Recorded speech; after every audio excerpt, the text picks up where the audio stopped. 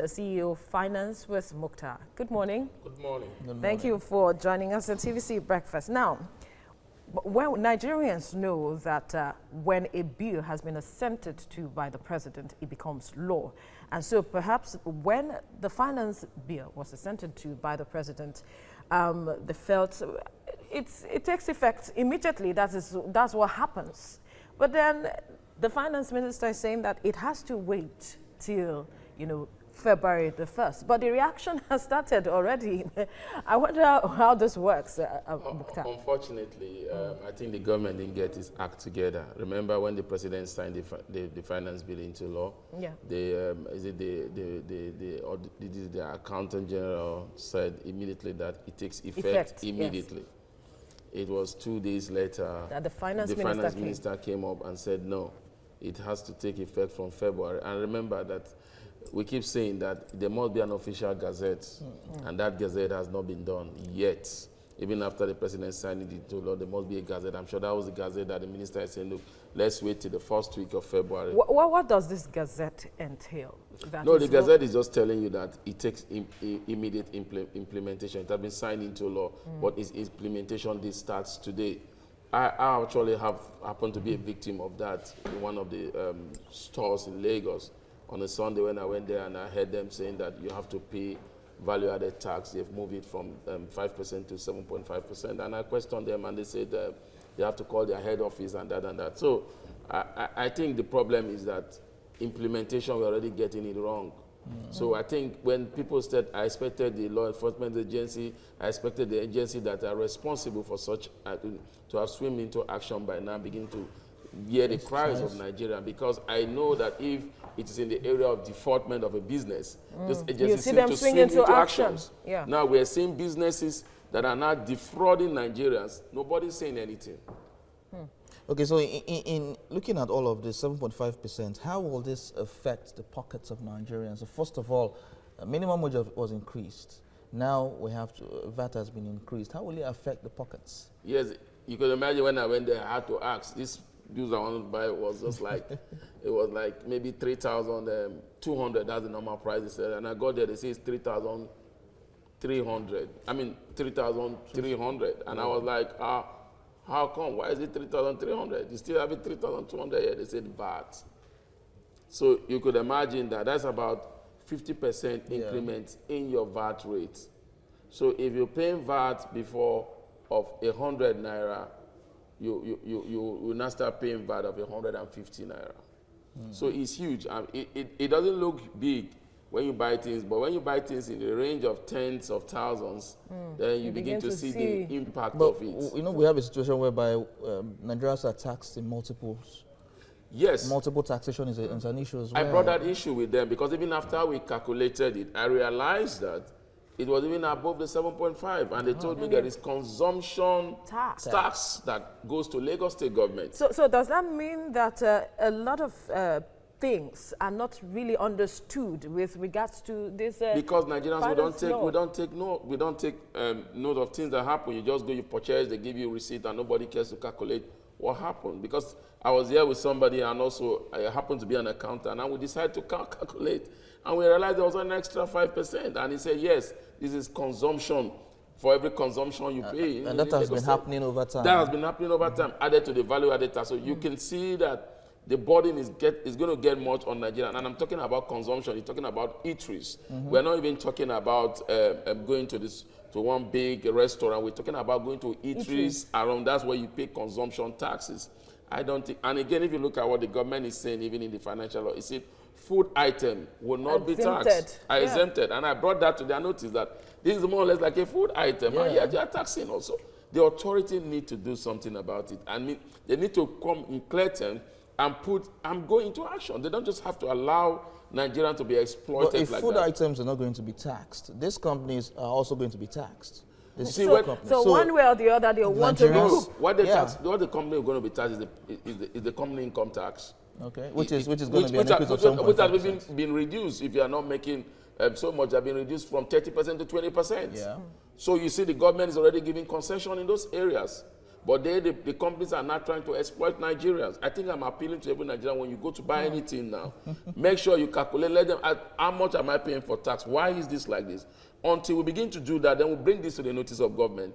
Then government begin to swim into actions, because otherwise, it's already a big burden on Nigerians already, and then the various companies are not trying to exploit Nigerians. Are groaning because some businesses, some merchants have begun to implement this value-added tax, and we want to see how we can educate Nigerians from being exploited. What habits now should they imbibe? Because most times you go to the shops, you see Nigerians collect receipts. They do not even look at the calculation. They don't even know what it is. They just know they paid. And then we need to educate, how should they even go about even calculating and understanding the different VATs that they will be paying for? I think it has to do with our attitudes. We don't take note of little leakages in our finances. We have that challenges in Nigeria. And it matters. And it matters. So that's why Nigerians don't pay anybody to be a financial advisor. Don't pay anybody to look at their finance at the end of the month. Then you tell them, look, they'll say, no, just collect the receipts and everything.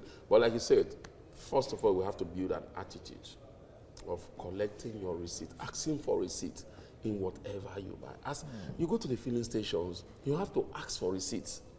And sometimes when you're asking for the receipt, the fuel attendants are grumbling. Why is he asking for receipt? And sometimes they'll just write your number and give it to you. Go and fill it. No. We should build an attitude of asking for a receipt. You go to a supermarket, you buy it, and they just give you a receipt. Before they pass out, they throw it on the waistband. Nobody looked at it. So how do we calculate this? Let me make it simple. If you spend, Nigeria knows how to, they like the 10%. You know, when you talk 10% it's very easy to calculate. 10% this. So 10% of 3,000 naira is 300 naira. Quite easy. Quite easy. So 10%, 7.5% of whatever you buy, just divide it by 7.5% and you get what your value-added tax should be. As simple as that. Okay, so let's say I bought something worth 9,000 naira. Yeah.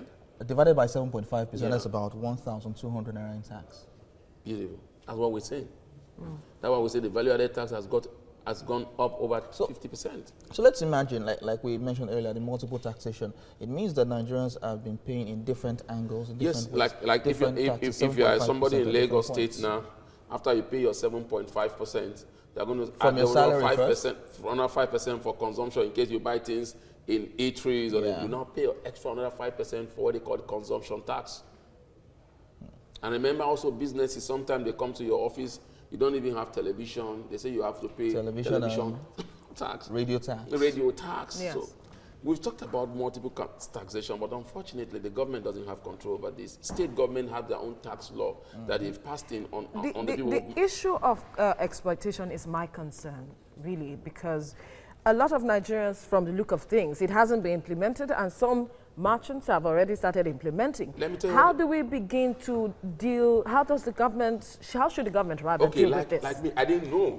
Sincerely speaking, I didn't know they started implementing, but I buy something at 3,200 before, and I came there and the lady told me it's 3,300. And then I said, how, why? Have you just increased? It now said, because of value-added tax. So I was like, no. They had to bring in a perpetuate, like a memo from their head office telling them, they didn't put it outside for everybody to see that, oh, value-added tax now has become 7.5%, our things going to go up. So sometimes it takes your prompting, asking questions for them to even be able to tell you what. So, but like we said, the Nigerians don't have that mentality. Oh, this thing is not 3,000 naira. You don't ask, why is it 3,000 naira? So that you know that, oh, value-added tax, oh, value-added tax of how many percent? We just feel they need to blame, oh, things are becoming so expensive now because government is doing this. Wow. You even paid local transportation from Lagos to Ibadan. Some people just go and pay their cash. Nobody collects receipts. Sometimes those local transportation, they have what they call insurance. For people that are traveling, nobody asks, who is insuring me? You pay one money, you just write your name and you go. So we must begin to imbibe the habit of asking for receipts, asking questions. Why do I have to pay this? And when we are given answers, like you had experienced, you had to call. That is the challenge. Now, that's the challenge I was able to do that because I have people that I can call and relate the issues to. And Even those people will just tell you that, oh, you know what, on Monday we'll try and go and sort it out there. We'll try to reach out to them and tell them this. That is where we have a problem. We have a problem with the system. We have a problem with the government. The government, I keep saying, is only interested in revenue. Nobody is thinking of protecting the Nigerian public. Now, who is supposed to protect us is the Consumer Protection Agency.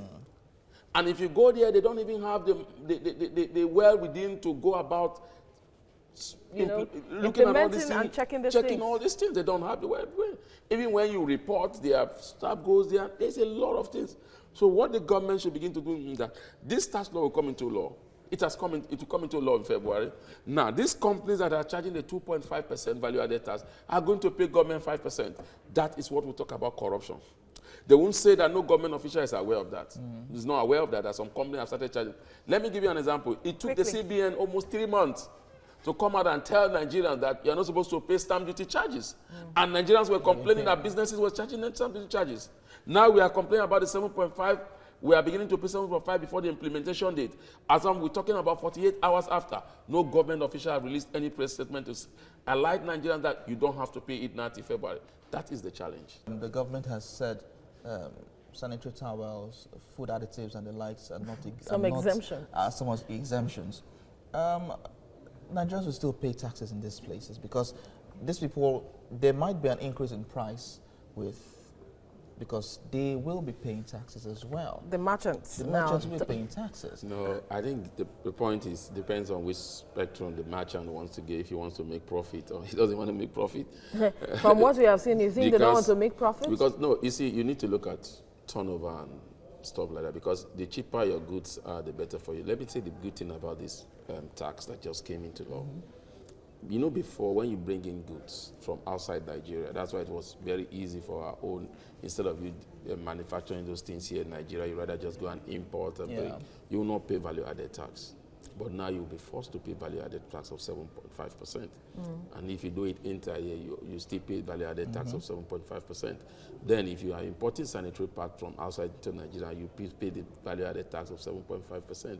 But if you're within Nigeria, you will not pay the... So this is to encourage locally produced... Locally production, so that you can be able to compete favorable. They will compete better than the foreign one, because they will give them more favorable standing, because that means their goods will become cheaper. But then cheaper is relative, because you're not looking at other sectors. You're looking at power, you're looking at over cost of doing business, cost of borrowing, and all this. Which so we invariably still add up to that. To this. So that's why we say the government should think to address the fundamental issues, which is infrastructure.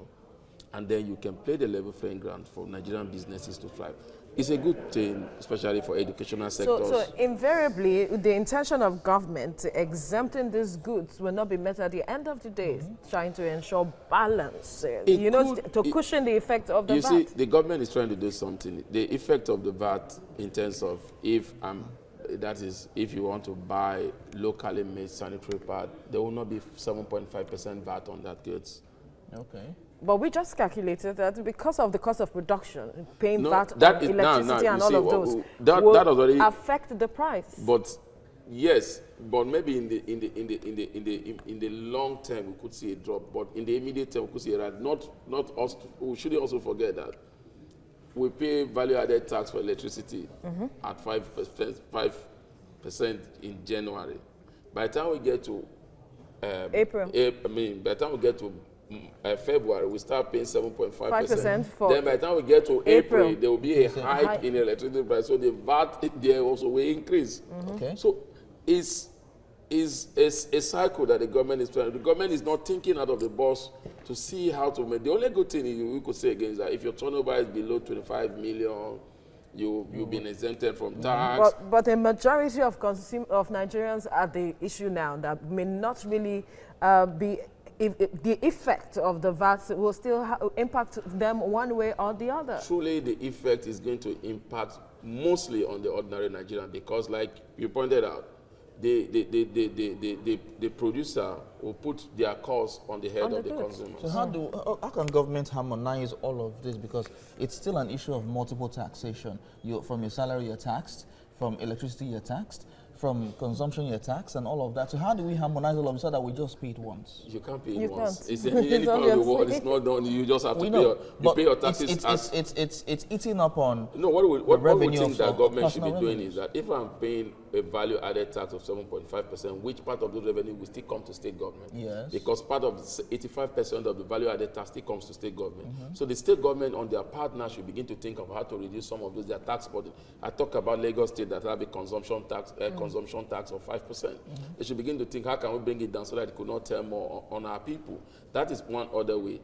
But the other way is also to begin to look at the larger picture, which the government should do, thinking of widening the tax bracket and begin to catch more informal sector into this tax net by bringing in incentives to catch them up. Not telling them, like we're talking about using POS and that, and you're telling me to pay money for. You see, the CBN now came up with what is now making people, it looks a little bit attractive for them to catch people to open more accounts. All right, Mukhtar Mohammed, we'll leave it here. Thank you for your insights. You're welcome.